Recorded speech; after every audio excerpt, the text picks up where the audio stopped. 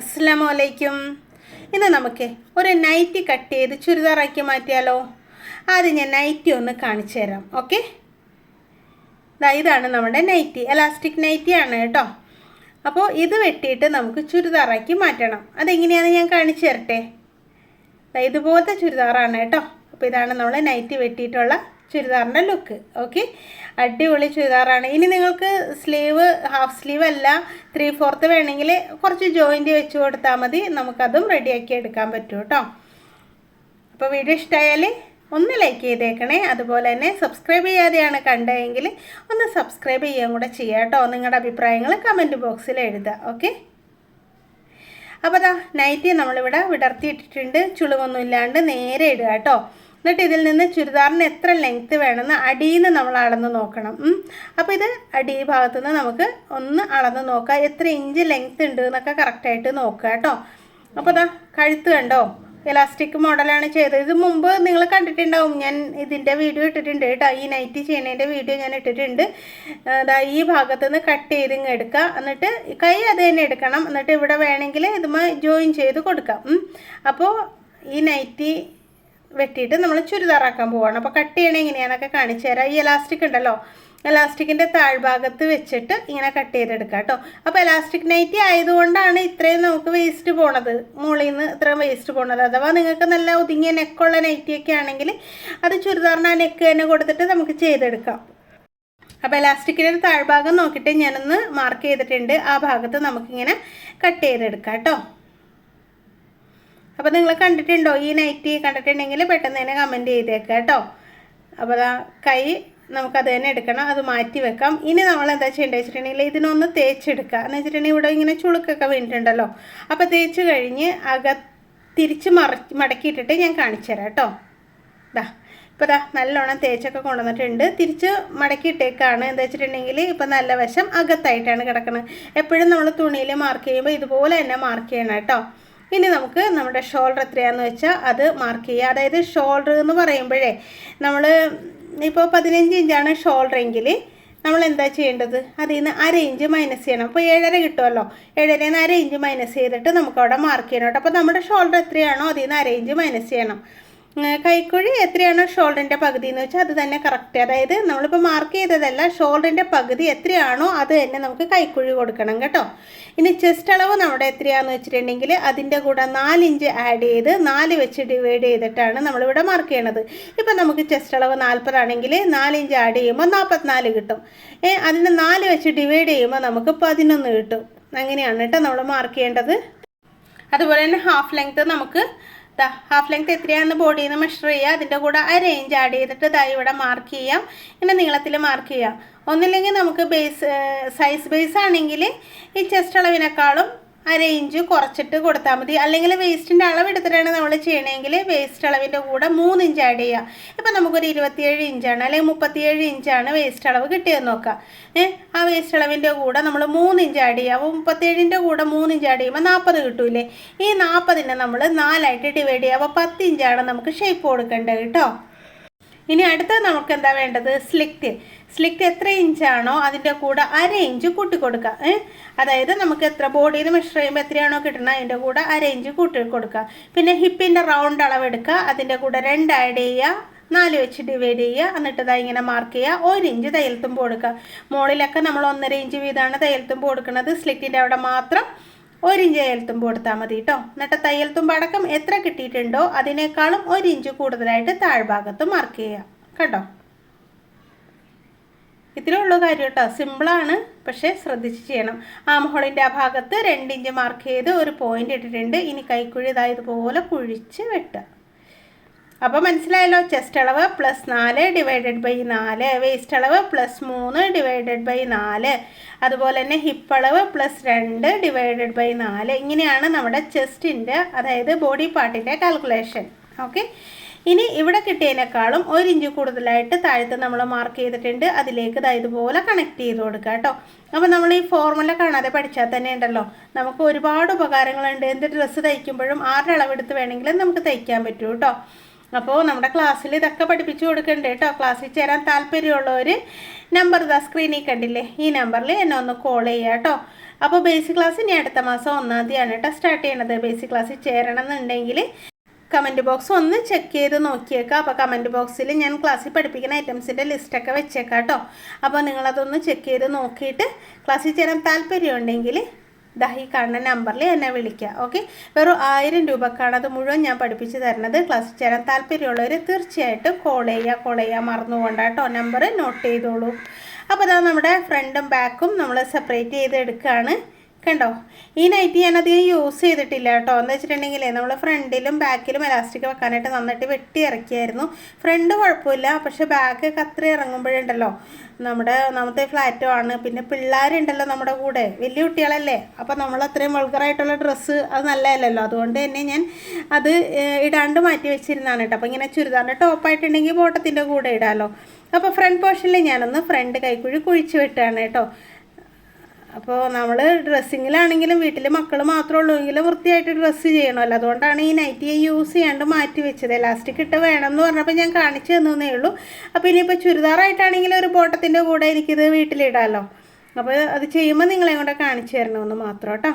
അപ്പോൾ നമ്മൾ ആ മാർക്ക് ഇപ്പുറത്തേക്കും കൂടെ ഒന്ന് സ്റ്റാമ്പ് ചെയ്തെടുക്കുകയാണ്.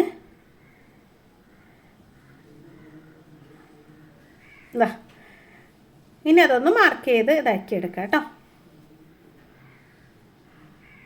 അപ്പോൾ നിങ്ങൾ ഇതുപോലെയൊക്കെ ചെയ്ത് നോക്കണം കേട്ടോ. ഇപ്പോൾ നിങ്ങൾക്കിപ്പോൾ നൈറ്റി നല്ലതില്ലെങ്കിൽ നൈറ്റി മെറ്റീരിയൽ വെച്ചിട്ടാണെങ്കിലും ഇതേപോലെ നമുക്ക് റെഡിയാക്കി എടുക്കാം.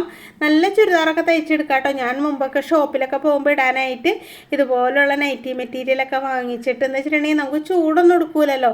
ലൈനിങ് ഇട്ട് തയ്ക്കുകയാണെങ്കിൽ ഒരുപാട് നാൾ നമുക്ക് യൂസ് ചെയ്യാൻ പറ്റും. ലൈനിങ് ഇല്ലാത്തതാണെങ്കിലും ഇടാം. വീട്ടിലൊക്കെ ഇടാൻ ലൈനിങ് ഇല്ലാണ്ട് തന്നെ ഇപ്പോൾ നൈറ്റിക്ക് നമ്മൾ ലൈനിങ് ഇട്ടല്ല അടിക്കുന്നത്. ചുരിദാറാകുമ്പോൾ കുറച്ചുകൂടെ ഒരു കൊടുത്ത് തയ്യക്കാശ് മുതലാക്കാൻ വേണ്ടിയിട്ട് ലൈനിങ് ഇട്ട് അടിക്കണമായിരിക്കും കേട്ടോ നല്ലത്. ഇനി നോക്കിയാൽ നമുക്ക് കഴുത്തകലം എത്രയാണോ വേണ്ട. അപ്പോൾ നമുക്ക് ക്രോസ് പീസ് വെച്ച് ചെയ്യാനാണ്. അപ്പോൾ എനിക്ക് 3.25 ഞാൻ എപ്പോഴും വീട്ടിലിടാനൊക്കെ കൊടുക്കുന്നത്. ഇത് 3 ഇഞ്ച് അകലം കൊടുത്തുള്ളൂ കേട്ടോ. അതുപോലെ തന്നെ ഇറക്കം 6 ഇഞ്ച് എന്ന് വെച്ചിട്ടുണ്ടെങ്കിൽ നമ്മൾ ഈ ക്യാൻവാസ് വെച്ച് അടിച്ച് വരുമ്പോഴുണ്ടല്ലോ ഒന്ന് വിരിഞ്ഞ് വരും. അപ്പോൾ അതൊന്ന് ശ്രദ്ധിച്ചിട്ട് വേണം ഇതുപോലെ ഒന്ന് മാർക്ക് ചെയ്യാം കേട്ടോ. അപ്പോൾ എനിക്ക് ചെറിയൊരു പനിയുണ്ട്, അതുകൊണ്ട് സൗണ്ട് ഇത്തിരി മാറിയിട്ടുണ്ട്. ഞാനല്ല എന്ന് വിചാരിക്കേണ്ട, ഞാൻ തന്നെയാണ്. സൗണ്ട് ചെറുതായിട്ടൊന്ന് മാറിയിട്ടുണ്ട് കേട്ടോ. ഈ കോൾഡ് ഉള്ളത് കൊണ്ടേ സൗണ്ടിന് ചെറിയ മാറ്റമുണ്ട്, അതുകൊണ്ട് പറഞ്ഞാണ് കേട്ടോ. അതുപോലെ തന്നെ കഴിഞ്ഞ ദിവസം സ്കൂളിലെ ആനുവൽ ഡേ ആയിരുന്നു. അപ്പോൾ ആങ്ങളുടെ മോളുണ്ടല്ലോ സിയ മോളുടെ പ്രോഗ്രാമൊക്കെ ഉണ്ടായിരുന്നു. അപ്പോൾ അതൊക്കെ കാണാൻ സ്കൂളിൽ പോയിരുന്നു കഴിഞ്ഞ് വന്നപ്പോൾ നല്ലോണം മൂക്കൊക്കെ അടഞ്ഞു പോയിട്ടോ. അപ്പോൾ ഞാൻ ആ പ്രോഗ്രാമിൻ്റെ വീഡിയോ കുറച്ച് എടുത്തിട്ടുണ്ട്. അത് നമ്മുടെ ഷൈസ് കിച്ചണിൽ അപ്ലോഡ് ചെയ്തിട്ടുണ്ട് കേട്ടോ. നിങ്ങളൊന്ന് കണ്ടു നോക്കണേ. അതിൻ്റെ ലിങ്ക് ഡിസ്ക്രിപ്ഷൻ ബോക്സിലുണ്ട് കേട്ടോ. ആ ചാനൽ നിങ്ങളൊന്ന് കണ്ട് സപ്പോർട്ട് ചെയ്യണേ. ഇതാ നോക്കി നമ്മുടെ ബാക്ക് നെക്ക് ആ ഒരു കഷ്ണം വെച്ച് തന്നെ നമ്മൾ റെഡിയാക്കി എടുക്കുകയാണ്. ആ കഷ്ണം വെച്ചിട്ട് ഇതുപോലെ ആ കഷ്ണം എടുത്ത് വെച്ചിട്ടേ അതിലേക്കൊന്ന് മാർക്ക് ചെയ്തെടുക്കാം കേട്ടോ. അതിൻ്റെ ഇടയ്ക്ക് കറണ്ട് ഒന്ന് പോയായിരുന്നു, അതുകൊണ്ട് വീഡിയോ ഒന്ന് കുറച്ച് കഴിഞ്ഞിട്ടാണ് എടുത്തത്. ഇനി നമുക്ക് എത്ര ഇഞ്ച് ഇറക്കം വേണമെന്നുള്ളത് ഞാൻ 3.5 ഇഞ്ചാണ് കേട്ടോ എടുക്കണത്. അത് മാർക്ക് ചെയ്തിട്ട് നമുക്ക് ആ ഒരു വീതി കറക്റ്റായിട്ട് കിട്ടാൻ വേണ്ടിയാണ് ഫ്രണ്ടിൽ നിന്ന് വെട്ടിയെടുത്ത പീസ് തന്നെ വെച്ചത് കേട്ടോ. ഇനി ഇതിങ്ങനെ കട്ട് ചെയ്തെടുക്കാം. ഇനിയിപ്പോൾ ടക്ക് ഇടണം എന്നുള്ളവർക്ക് ഈ സമയത്ത് ടക്കിടാൻ, ഞാൻ ടക്കിടാത്തത് വീട്ടിലിടാനാണല്ലോ. വലിയ ഷേപ്പൊന്നും വേണ്ട, കുറച്ചൊന്ന് ലൂസായിട്ട് കിടക്കണ തന്നെയാണ് സുഖം. അപ്പോൾ അതുകൊണ്ടാണ് കേട്ടോ ടക്കിടാതിരുന്നത്. കൈ നമുക്ക് ഇതിൽ നിന്ന് എടുക്കാം. നമ്മുടെ കയ്യിൻ്റെ പോർഷൻ ഉണ്ടല്ലോ അത് തന്നെ കറക്റ്റായിട്ട് വെച്ചിട്ടുണ്ട്. അഥവാ ഇനിയിപ്പോൾ നിങ്ങൾക്ക് കൈനീളം കൂട്ടണം എന്നുണ്ടെങ്കിൽ സൈഡിൽ നിന്ന് വെട്ടിക്കളഞ്ഞ പീസ് ഉണ്ട് കേട്ടോ. അത് ജോയിൻ്റ് ഇട്ടിട്ട് നമുക്ക് ലെങ്ത്ത് കൂട്ടി കൊടുക്കാം. ഇപ്പോൾ ഞാൻ ആ ഒരു ലെങ്ത്ത് തന്നെ എടുക്കണം. അപ്പം നമ്മൾ നൈറ്റിയുടെ ആ ലെങ്ത്ത് കിട്ടുമല്ലോ, 9 ഇഞ്ച് കിട്ടുന്നുണ്ട്, അത്രയും മതി. ഒരുപാട് കൈയായാലേ ഈ നമ്മൾ അടുക്കളയിൽ നിൽക്കുമ്പോഴൊക്കെ നനഞ്ഞാൽ ഒരു ബുദ്ധിമുട്ടാണ്. അപ്പോൾ നമുക്ക് എത്ര ഇഞ്ച് ലെങ്ത്ത് ഉണ്ട് നോക്കിയിട്ട് അത് തന്നെ ഇപ്പുറവും വെച്ച് നോക്കിയിട്ട് അതിൽ 4.5 ഇഞ്ച് മൈനസ് ചെയ്യാണ് കേട്ടോ ഓപ്പൺ സൈഡിലേക്ക്. ഇനി ഇതിങ്ങനെ ഒന്ന് ഷേപ്പ് ചെയ്തെടുക്കുകയാണ് കൈൻ്റെ ഷേപ്പിൽ. കൈവണ്ണമൊക്കെ നോക്കിയിട്ട് വേണം കേട്ടോ ഇതൊക്കെ മാർക്ക് ചെയ്യാനായിട്ട്, അല്ലെങ്കിൽ നമുക്ക് കുറഞ്ഞു പോകരുത്. വെട്ടിക്കഴിഞ്ഞിട്ട് അയ്യോ കുറഞ്ഞു പോയി എന്ന് പറയരുത് കേട്ടോ. അപ്പോൾ അതുകൊണ്ട് തന്നെ ആദ്യം തന്നെ ചെക്ക് ചെയ്യുക, കൈവണ്ണമൊക്കെ നോക്കിയിട്ട് വെട്ടിക്കളയുക. എന്നിട്ട് ഇതുപോലെ കറക്റ്റാക്കിയിട്ട് നമുക്കൊന്ന് കട്ട് ചെയ്തെടുക്കാം. ഓക്കെ, നൈറ്റിക്ക് നല്ല ലൂസിലാണല്ലോ ആയിരിക്കും നമ്മൾ തയ്ച്ചിട്ടുണ്ടാവുക. അതേസമയം നമ്മുടെ ചുരിദാറൊക്കെ ആകുമ്പോൾ കറക്റ്റ് ഒരു അളവിലായിരിക്കണം. ഒരുപാട് ലൂസിലിട്ടാൽ ഭംഗി ഉണ്ടാവില്ല. അപ്പോൾ ഇതാ നമ്മുടെ കയ്യും റെഡി ആയിട്ടുണ്ട്. ഇനി നമുക്കിത് തയ്ച്ചെടുത്താലോ. പിന്നെ ക്രോസ് പീസ് എടുക്കണം എങ്ങനെയാണെന്ന് കാണിച്ചു തരാം. എന്താ വെച്ചിട്ടുണ്ടെങ്കിൽ നമ്മൾ നെക്കിൽ ക്യാൻവാസ് ഒന്നും വെച്ചിട്ടില്ല. ഇനി ക്യാൻവാസ് വെക്കണമെങ്കിൽ അങ്ങനെ ചെയ്യാം. ഒട്ടിക്കാനുള്ള തുണിയൊക്കെ ഉണ്ടല്ലോ. ഇതിപ്പോൾ ഞാൻ ക്യാൻവാസ് ഉപയോഗിക്കുന്നില്ല, ക്രോസ് പീസ് എടുക്കുകയാണ് കേട്ടോ. അപ്പോൾ നമ്മുടെ കൈക്കുഴി വെട്ടിക്കളഞ്ഞില്ലേ, ആ ഭാഗത്ത് നിന്ന് 4 പീസ് ഉണ്ട്. അപ്പോൾ ഇതിങ്ങനെ 2 പീസായിട്ട് മുറിച്ചെടുത്താൽ നമ്മുടെ ഫ്രണ്ടിലേക്കും ബാക്കിലേക്കുള്ള ക്യാൻവാസൊക്കെ ഓക്കെ ആയിട്ടുണ്ട് കേട്ടോ. ഇനി നമുക്കിതൊന്ന് സ്റ്റിച്ച് ചെയ്തെടുത്താലോ. അപ്പോൾ ക്യാൻവാസ് അല്ല, ക്രോസ് പീസ് പിന്നെ തെറ്റിപ്പോണാണ് കേട്ടോ. അപ്പോൾ ക്രോസ് പീസ് എങ്ങനെ ജോയിൻ ചെയ്യേണ്ടതെന്ന് വിചാരിച്ചിട്ടുണ്ടെങ്കിൽ ഇതേപോലെ 2 പീസ് എടുക്കുക. ഇതിപ്പോൾ നമ്മൾ ആ തയ്യലുള്ളിടത്തുനിന്ന് വെട്ടിയിട്ടാണ് അങ്ങനെ ജോയിൻ്റായിട്ട് വന്നിരുന്നത് കേട്ടോ. ഇനി ഇതിൻ്റെ നല്ല വശം മുകളിൽ വെക്കണതിൻ്റെ ചീത്ത വശം ചേർത്ത് വയ്ക്കുക. കണ്ട, ഒരെണ്ണത്തിൻ്റെ നല്ല വശം, ഒരെണ്ണത്തിൻ്റെ ചീത്ത വശം. എന്നിട്ട് മോൾ ഭാഗം ഇതുപോലെ ഒന്ന് ചരിച്ച് കട്ട് ചെയ്തേക്കാം. എന്നിട്ട് ഇതിനെ നല്ല വശം ചേർത്ത് വെച്ചിട്ട് ഇങ്ങനെ ചരിച്ച് വെച്ച് സ്റ്റിച്ച് ചെയ്തെടുക്കുക. അപ്പോൾ നമ്മുടെ ക്രോസ് പീസ് നല്ല ലെവലായിട്ട് കിട്ടും കേട്ടോ. കണ്ടോ, ഇതേപോലെ എല്ലാം നമുക്ക് യോജിപ്പിച്ച് നല്ല ലെങ്തി ആയിട്ട് എടുക്കാം. നമ്മൾ നെക്ക് എങ്ങനെ അടിക്കണമെന്ന് കാണിച്ചു തരാം. അതാ ക്രോസ് പീസൊക്കെ നീളത്തിൽ എടുത്തിട്ടുണ്ട് കേട്ടോ. കണ്ടോ, നല്ല റിബൺ പോലെ എടുത്തിട്ടുണ്ട്. ഇനി നമുക്ക് ഫ്രണ്ട് നെക്കിൽ നല്ല വശത്ത് ആ ഒരു ക്രോസ് പീസിൻ്റെ നല്ല സൈഡ് ചേർത്ത് വെക്കാം. ഈ സൈഡ് ചേർത്ത് അടിക്കുക കേട്ടോ. നിങ്ങൾക്കിപ്പം നല്ല നൈറ്റി ഉണ്ടെങ്കിൽ നൈറ്റി വെട്ടിക്കളഞ്ഞിട്ട് ഇങ്ങനെ ചെയ്യേണ്ട കേട്ടോ. നൈറ്റി മെറ്റീരിയൽ വെച്ചിട്ട് ഈ മോഡലിൽ നമുക്ക് ചെയ്യാം. എൻ്റെ കയ്യിൽ ഇപ്പോൾ നൈറ്റി ഉണ്ടായിരുന്നത് അതാണെങ്കിൽ ആവശ്യമില്ലാതെ ഇങ്ങനെ ഇരിക്കുകയാണ്. എന്ന് വെച്ചിട്ടുണ്ടെങ്കിൽ വെറുതെ ഇരിക്കുകയല്ല, ഞാൻ പറഞ്ഞില്ലേ അത് ഇടാനൊരു ബുദ്ധിമുട്ട്. നമുക്ക് ബാക്ക് സൈഡൊക്കെ ഇങ്ങനെ കഴുത്ത് വല്ലാണ്ട് ഇറങ്ങിയിട്ടേ നമുക്ക് തിരിഞ്ഞ് നിന്നൊക്കെ ഭക്ഷണം പാകം ചെയ്യുമ്പോഴൊക്കെ എപ്പോഴും തലയിൽ തട്ടനുണ്ടാവണം എന്നില്ല.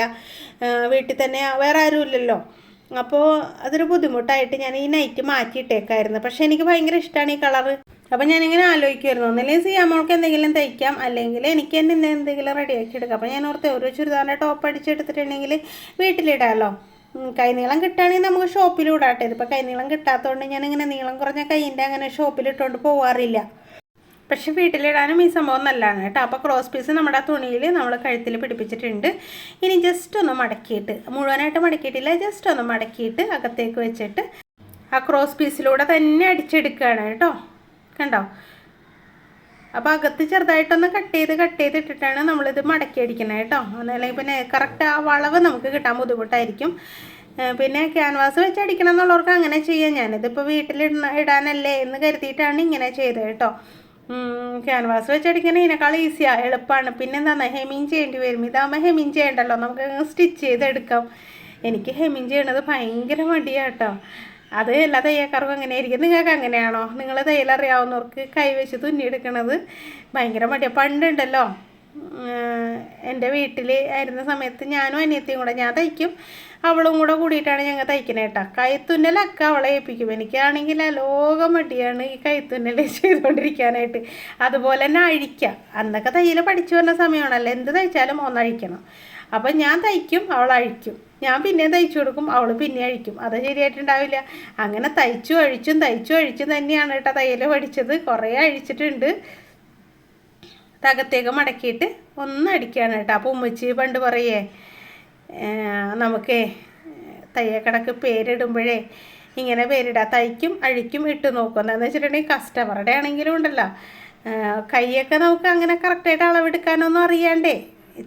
ഒന്നാമത് ഇത്രയും പ്രായമില്ല, 10-15 വയസ്സേ ഉള്ളൂ. അപ്പോൾ അത്രയൊക്കെ അല്ല, 16 വയസ്സ് ആ സമയത്തൊക്കെ എന്ന് പറഞ്ഞിട്ടുണ്ടെങ്കിൽ അത്രയൊക്കെ അറിവുള്ളൂ.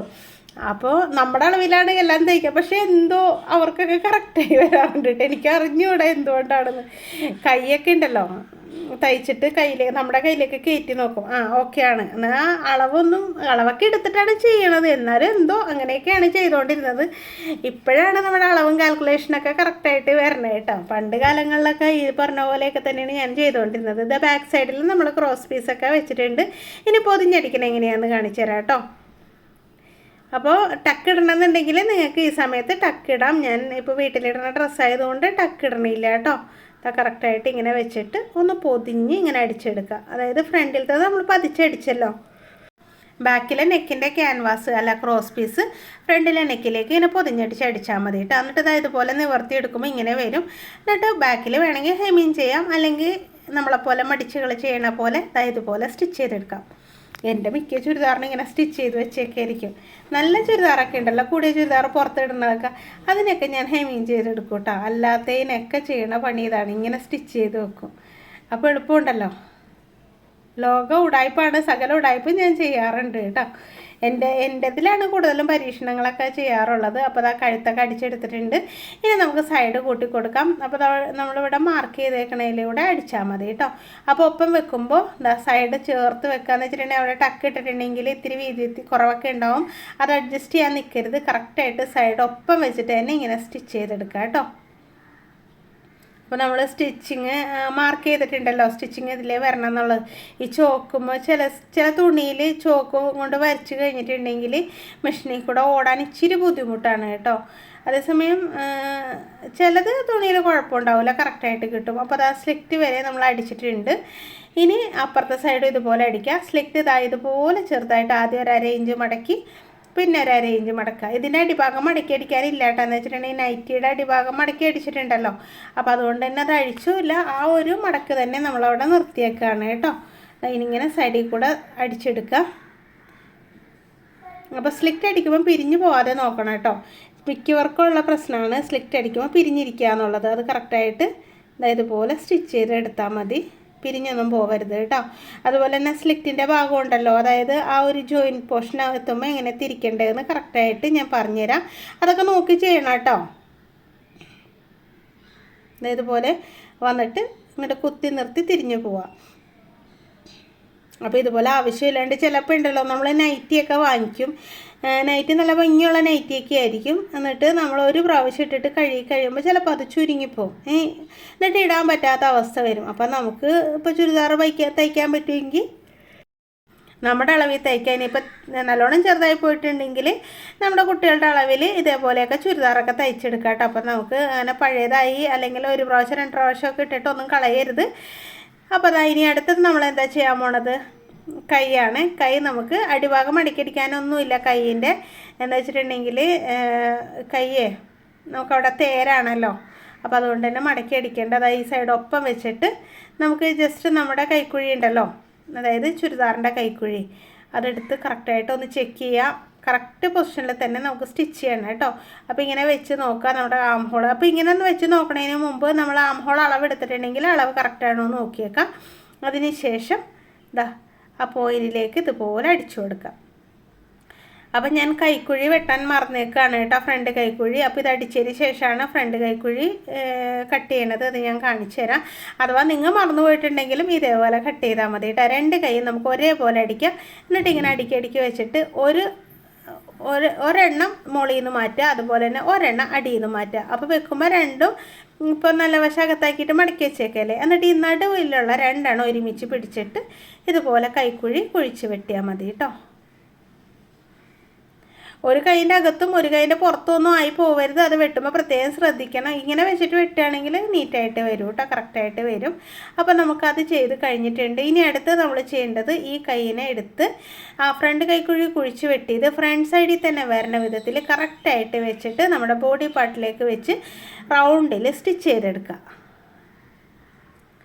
അപ്പോൾ റൗണ്ടിൽ സ്റ്റിച്ച് ചെയ്യാൻ അറിയാത്തവരാണെങ്കിൽ എന്താ ചെയ്യേണ്ടത്, ആദ്യം കൈ അറ്റാച്ച് ചെയ്തതിന് ശേഷം മാത്രം, ഹാഫ് കൈയൊക്കെ ആണെങ്കിൽ വലിയ പ്രശ്നമില്ല, എങ്കിലും ഇതേപോലെ കൈ കയറ്റേണ്ടതാണ് കേട്ടോ ഏറ്റവും ബെറ്റർ. അപ്പോൾ ചിലർക്കൊരു സംശയമാണ്, ഇങ്ങനെ കൈ കയറ്റിയിട്ടുണ്ടെങ്കിൽ പിന്നീട് വണ്ണം കൂട്ടണമെങ്കിൽ കൂട്ടാൻ പറ്റുമെന്ന്. ശരിക്കും കൂട്ടാൻ പറ്റും കേട്ടോ. നമ്മുടെ തയ്യൽ മെഷീൻ നമ്മുടെ കയ്യിൽ ഉണ്ടാവണമെന്ന് മാത്രമേ ഉള്ളൂ. ഇപ്പോൾ തയ്യൽ കടയിൽ കൊടുത്തിട്ടാണെങ്കിലും നമുക്കത് കൂട്ടിയെടുക്കാൻ പറ്റും കേട്ടോ.